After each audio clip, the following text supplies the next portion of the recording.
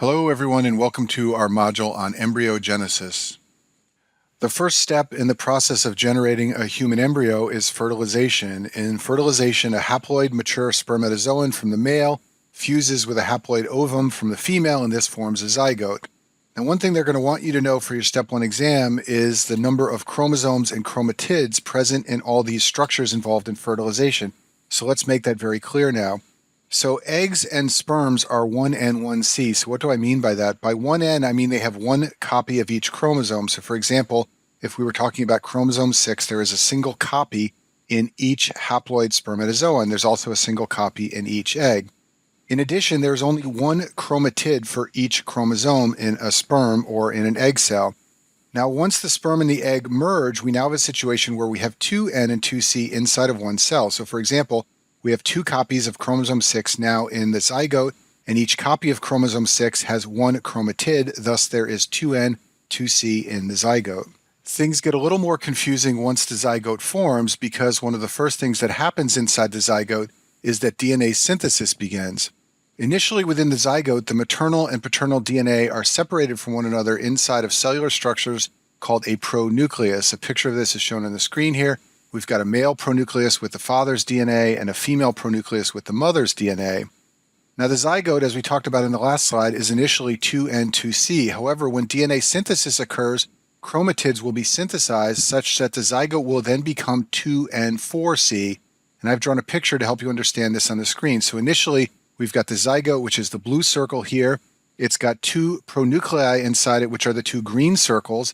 And inside each pronuclei, we have a copy of DNA. So for example, let's suppose the red line is chromosome 6 from the mother and the blue line is chromosome 6 from the father.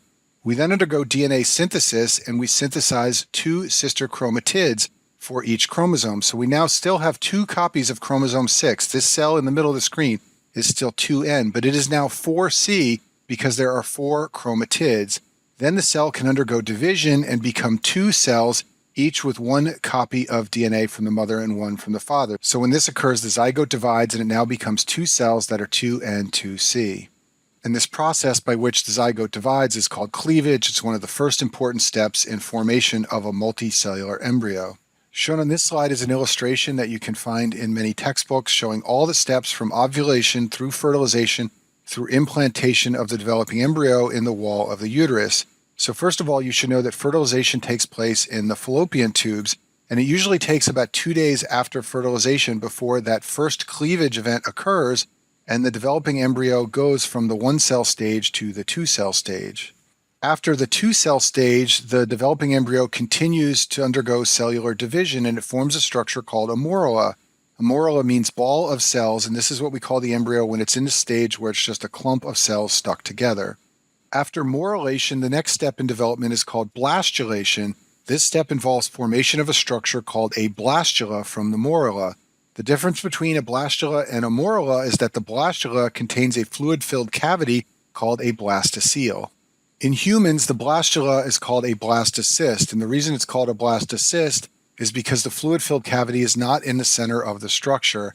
The blastocyst is made up of a group of outer cells shown in purple in my cartoon here. These are called trophoblast cells.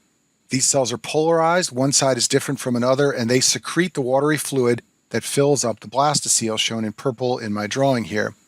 The other part of the blastocyst is called the inner cell mass. This is an apolar collection of cells. In other words, one side is no different from the other. And as we'll see, these are the key cells that give rise to all the tissues of the body. And these are the cells from which you can derive embryonic stem cells, which are sometimes used for research purposes. And here's a micrograph showing you what the blastocyst looks like, just so you know this is an actual structure that you can see under the microscope. So the blastocyst is the structure that implants in the uterus. This usually occurs about 6 to 10 days after fertilization. And once the blastocyst has implanted, the placenta begins to grow. And as I talk about in another video, the placenta is what synthesizes and secretes beta-HCG, which is used to detect pregnancy. So the key point here, which has clinical relevance, is that you can't detect a pregnancy using beta-HCG until about 6 to 10 days after fertilization, because that is when the blastocyst has implanted in the wall of the uterus. So now we've talked about morulation, where the morula was formed, and blastulation, where the blastocyst was formed. The next step in embryogenesis is called gastrulation, and in this step the blastula is converted into a three-layer structure called a gastrula, and the three layers of the gastrula are called the three germ layers, and their names are the ectoderm, mesoderm, and endoderm. And these three germ layers will develop into all the organs and structures in the embryo that will persist into adulthood. The way that gastrulation occurs is that inner cell mass, which I showed you a few slides ago in the blastocyst, forms a structure called the bilaminar disc. The bilaminar disc contains two cell layers, that's why it's called bilaminar, separated by a basement membrane. And the two cell layers are called the epiblast and the hypoblast, and they're both shown in my picture on the screen here. And I've bolded the word epiblast because the epiblast is what will develop into the embryo.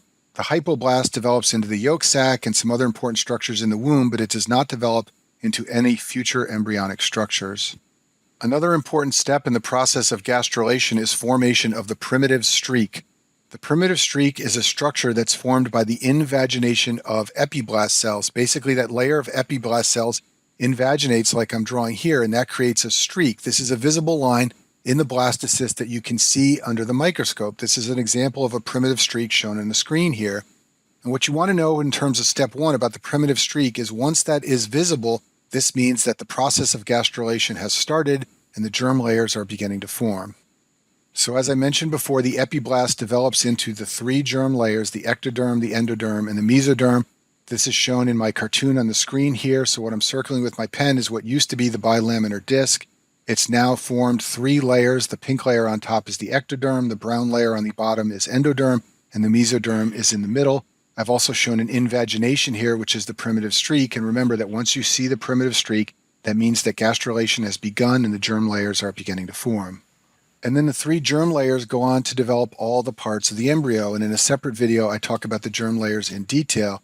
But just some basic points here, you can basically think of the endoderm as forming the digestive system plus a number of other structures that all bud off from the digestive system. You can think of your ectoderm as leading to development of your external body structures like the hair, nails, and skin. The only exception to that is the nervous system, and to remember this, you have to know that the nervous system and the neural tube form from an invagination of the ectoderm. And then finally, the mesoderm forms everything in the middle of the GI tract and the skin, so this includes things like the circulatory system and especially the skeletal system and the muscular system. And that concludes our video on embryogenesis.